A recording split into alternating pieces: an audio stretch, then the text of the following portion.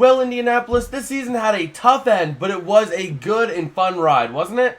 Expectations weren't high, and they were surpassed big time, but what is the true story of this 2023 Indianapolis Colts team? Well, let's go all the way back to before the start of the season. The Colts went out and got their new head coach in Shane Steichen, and they also ended up drafting their next quarterback in Anthony Richardson. So the expectations for the season were that they were going to try to find out if Anthony Richardson was the guy, and they were supposed to be semi-competitive. Not really down the stretch fighting for a playoff spot, but not blown out of the water by week 5.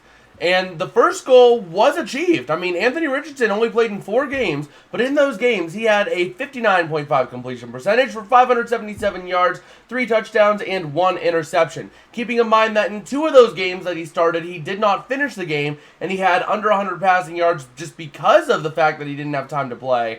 He looks like he might have something for the future of the Colts team. It's not set in stone, but it is very likely that he could be the future cornerstone of this Colts franchise. With goal 1 accomplished, how did goal 2 go? Well, Anthony Richardson had to have season-ending surgery after week 5, so how do you think it went?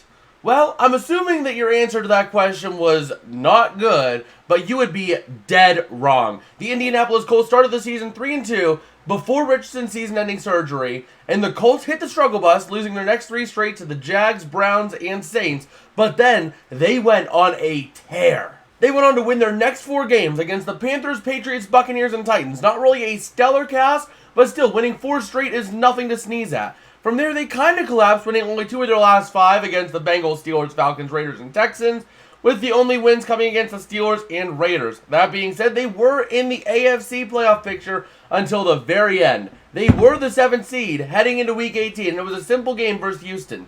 Win and in, lose and go home. That being said, unfortunately, they lost this game. They found themselves down big early. They managed to claw their way back, and then they kind of choked it at the very end. But overall, not a bad season, performance-wise. So after this season of missing the playoffs, where do the Colts go from here? Well, they seem to have a bright future with Anthony Richardson at quarterback and some solid weapons around him in Michael Pittman Jr., Jonathan Taylor, and the rookie Josh Downs this season had himself a good year. And they also got Pierce, who's a solid pass catcher when needed too. They also seem to have a solid defense to work with and a good head coach, doing a lot with Minshew under center this year. So I can only imagine what they'll do with Anthony Richardson in year 2.